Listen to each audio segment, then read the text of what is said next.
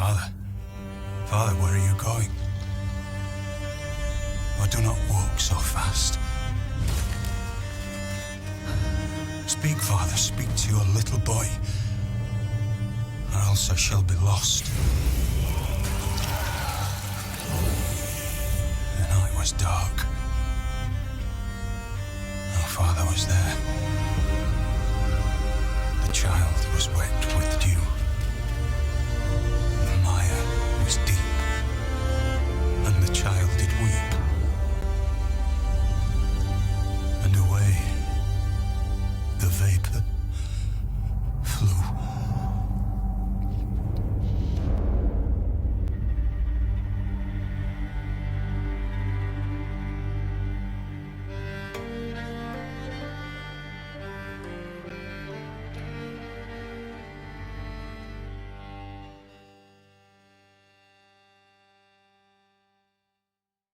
A Plague Tale is a game that begins with little pretenses, just a father and a daughter having casual talk.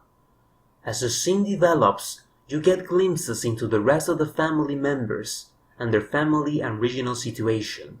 So far, a normal day in the life of an average noble family in middle-aged France. However, it is that moment a few minutes later in which Amicia is following her hunting dog and the string music starts playing that I started to feel goosebumps for the sad, epic tale that was about to begin. So far, we've been witnessing the normal life of a young, innocent lady of noble upbringing. Not a perfect life, but a good one, and one that is sadly about to change. This is a story of innocence lost. From the moment Leon dies to the very ending of the game, Amicia the Rune undergoes a softly written but satisfying journey of internal conflict and ultimately, growth. Seeing Amicia growing up fast in order to protect her brother was a very compelling and refreshing thing for me to experience.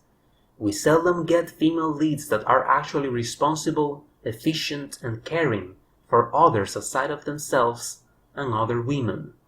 In fiction, female leads are typically used to write stories about self-protection and growth, but seeing a woman grow strong for the sake of a male character is more uncommon than we think. I finally got to play a female heroine that succeeds when tasked in protecting and saving a male character, something that, once again, is uncommon. I can satisfy my fantasies of being the knight in shiny armor saving the damsel in distress in any Prince of Persia game and thousands of others, but rarely can I get to save fathers, brothers, husbands, and so on with a female lead, and in this game I sort of could, so thank you, Sowa Studio. Hugo was another character that I liked, and at times even admired. A boy between 4 and 5. This kid wasn't any close to the whiner or the dragging load that I was expecting due to the comments of some people out there. Not only is the kid cute and likable from the very beginning, but he is very strong accepting the traumatic changes his life has suddenly undertaken. He wants to be helpful and actually manages to help and do stuff throughout the game, even on his own at one time. I was grateful that his worst feats of childish whininess happen, in fact, for the most important reasons, like when Amicia tells him their parents have died. Yes, Hugo runs out, endangers them all, drags Amicia into a fight with Conrad, forces her to stain her hands with blood for the first time in order to protect him. But at least he did it for an important reason. It wasn't wise, of course, but hey, he's a 4-year-old kid who's just been told that his mommy and daddy are dead. Give him a break. And it wasn't like Amicia gave him the news in the best possible way either.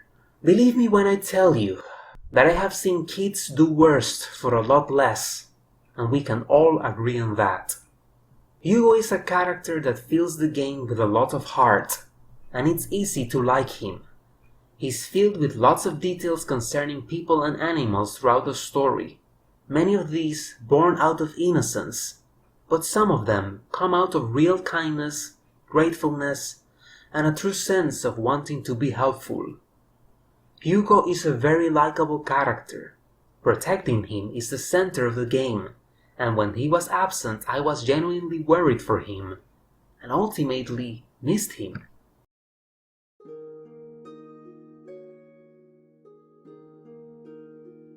The relationship between sister and brother isn't a perfect one, and I like that because that is realistic. Moments like when she is rough to him and calls him stupid, or shuns him when he tries to calm her, make her character more human. The fact that she shows regret afterwards and tries to make up for her mistakes also speaks tons on her regard. One of Amicia's most powerful moments is that dream she has in which she is being followed by the ghosts of the people she's killed in order to save her brother. You see that the burden of death is taking its toll on her, but she nevertheless is resolute over her choices, even telling the ghosts that she would kill them again if she had to. The most beautiful part of the dream, and the part that fully made me love her character, was when she sees Laurentius again, and the old alchemist tells her that it is easy to spill blood, but not so easy to love and actually protect people. This is of course a dream, so all of this is inside Amicia's head, but the fact that she is dreaming this speaks tons regarding her character.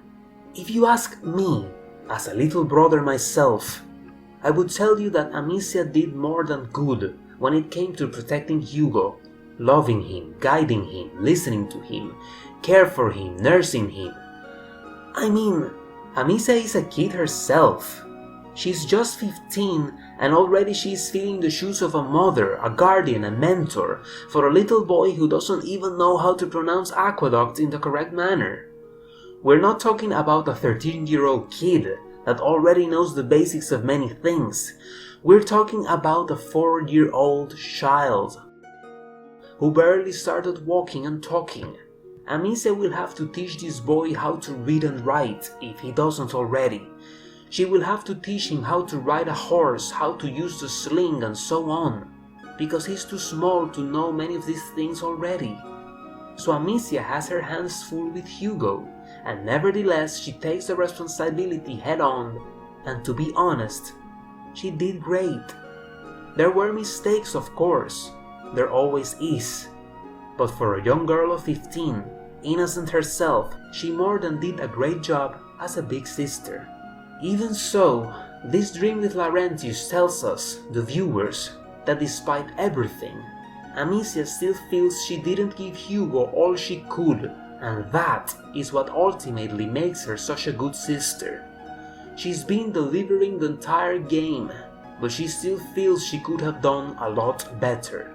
Amicia, at that moment of the game, believes that had she been a little bit more caring, more understanding, more loving, and, truth be told, more honest, had she done all that and a lot more, Hugo would still be with them.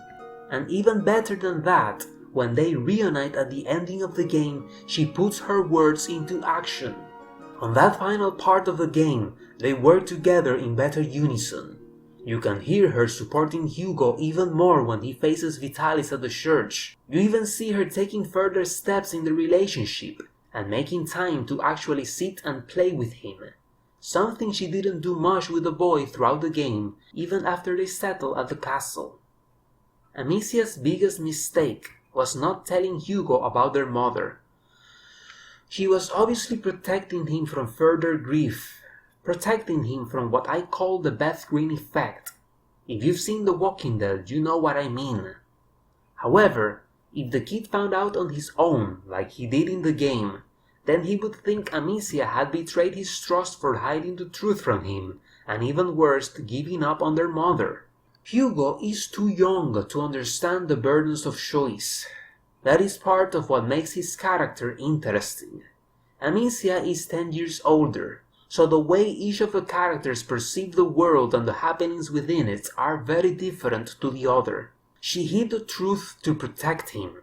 She chose to remain with her brother, like Beatrice herself had asked of her, and continue the quest to seek a cure for him, like Laurentius himself had tasked her, rather than risk her life and those of their friends in braving the Inquisitor dungeons in search of Mother, who could well be dead by the time they reached her. It was too dangerous, and it would stall Hugo's recuperation too much. It is interesting and compelling, the depth of Amicia's silent choice, and yet another toll on her innocence, since the game is not written in a cheesy fashion in which they learn Mother is alive and immediately head into danger to save her, as in some epic adventure written for children. No, she weighs her options in silence and decides to remain with her brother rather than risk him suffering the loss of not only his mother, but sister and friends in one big blow. Hugo, on the other hand, is very little and innocent, and sees the world in very clear patterns. On that final part of the game, he is one-track mind. All he wants is to see Mommy, and since he doesn't understand the reasons to why Amicia chose not to tell him and not search for Beatrice herself, then he felt she had betrayed him and Mommy, to why he rejects her and leaves on his own in search of their mother. Hugo's actions are selfish and selfless at the same time, born out of ignorance as much as true bravery.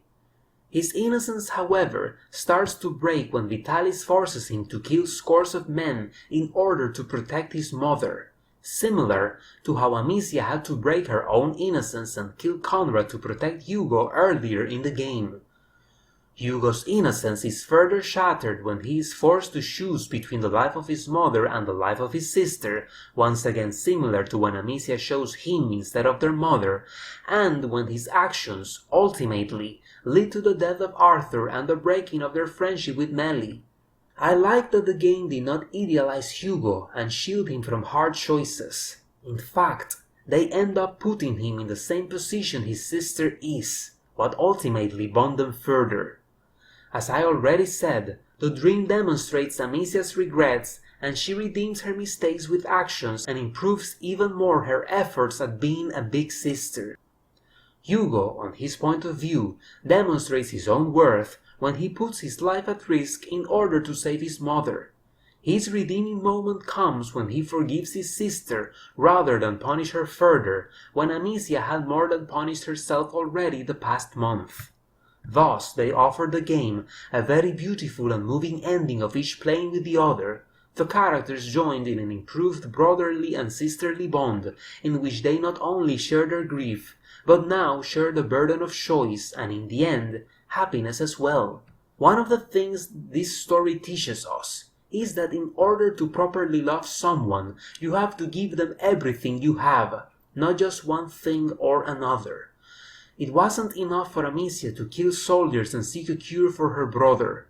She also had to listen to him and understand him, share with him the simple moments and happy moments. Most of Amicia's growth as a person in the game revolves around the understanding of that reality. Once again, I say that as a kid brother myself, I wouldn't have asked for so much more, but it is still correct that Amicia has the will to give so much more. It is also great that Asobo Studio thought about these things as well, and did not reduce Amicia and her role as a sister to just fighting and killing people. Hugo's story also has a lot to teach us, since he commits mistakes kid brothers often do. Take the following words from someone that knows because he's been there and done it himself. Hugo, as a kid brother, commits the typical kid brother mistake of chastising his elder siblings because they are not as wise as a parent. That is not only inconsiderate, but cruel. First and foremost, parents themselves are not as wise and all-knowing as kids see them at first. Sometimes, parents can be, to be honest, perfect assholes. And you are going to chastise your brother, your sister, because they are not all-knowing themselves? What is to be all-knowing in the first place? Parents aren't all-knowing. Understanding that is part of what makes us grow up. And you expect a sibling to be any better? How much difference do siblings have to one another? A year and a half? 4? 10 years the most? These are kids, like us little brothers, who just know a little bit more than we do, perhaps, and still, they are standing their ground for our sake, when they are the first ones that are as lost and in need of guidance and protection as a kid brother is. Another problem with kid brothers is that they do not have kid brothers themselves. They do not have the slightest idea on how much of a burden they can be because they haven't had the experience of looking after one younger than them without the tools and experience an adult might have. And so, it is easy to ask their elder siblings to be adults, to be smart, and to do things right when they're just kids. Slightly older kids, yes, but still in early stages of human development. This is a simple biological reality, and one we have to understand. The way a kid brother grows up is when he stops seeing himself as a kid brother. When he starts to accept that his position will not win him benefits in life, but doesn't have to give him disadvantages either unless he allows it. When he realizes that his older brothers and sisters are as much in need of him as he is of them, and that his quest in life is to lessen their burden throughout the years rather than increase it. It is imperative for a kid brother to grow up fast and become helpful as soon as possible. We kid brothers always arrive late to the game of life, and as such, we must learn the rules fast. Support rather than demand, and please, for all that is decent, forgive your elder siblings when they commit mistakes, and do not compare them to your parents. Hugo embodies this growth very well.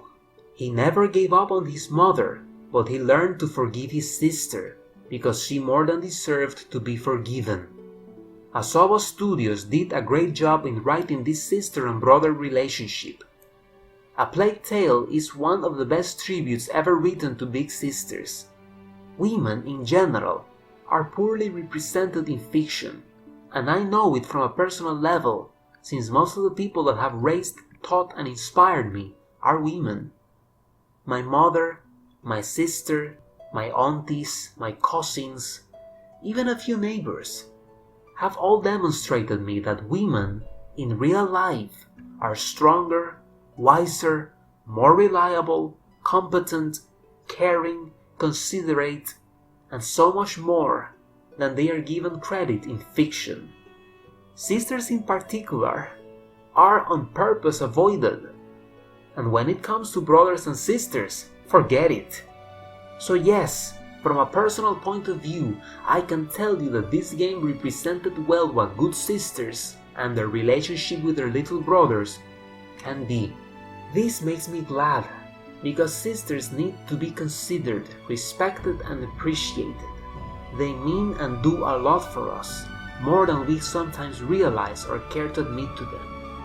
This is one of the things that endeared me to Hugo when I played the game, that he loved his sister, that he appreciated the things she did for him, that he would always look after the little details, placing flowers on her hair as symbols of love and protection, for example, and that he never fully rejects her for the sacrifices she has to make in order to save and protect him.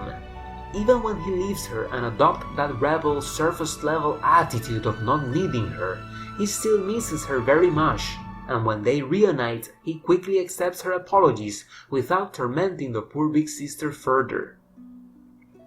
Hugo makes Amicia's efforts and sacrifices worth the while, an example that all of us brothers, the younger and the older alike, could learn from. I really enjoyed this game, as did my big sister when she played it. I will be making more content regarding A Plague Tale: Innocence, so I invite you to subscribe to my channel and hit the bell so you don't miss those videos when they come out. If you like this one, as always, press the like button and leave your comments down below. This might seem like a drill, but it's necessary so I can get to know if someone actually likes what I'm doing. Tell me your thoughts on A Plague Tale: Innocence, if you've played it or not, and if you haven't, whether you plan on doing so. This will be my last reflection this year. I know I said that I was going to return next month, but I figured I should do this now and concentrate on the Christmas rush alone rather than have the Christmas rush and the video to make at the same time. I might post a few smaller gameplay videos throughout the month, but in terms of long reflections, this will be my last this year. I hope I can buy the sequel during Christmas time and play it as soon as time permits, so I can add it to my repertoire of reflections. In any case, I've been Jose Ortiz, and we will reflect together again this next year. Until then, I want you to enjoy your Christmas time in peace and in the company of those you love the most. Stay safe, and may the next year grant you all the blessings you deserve. I'm sorry. I'm sick. Listen, with Hugo, it doesn't look easy, but believe me, it's worth it. He will save you. They always end up saving us.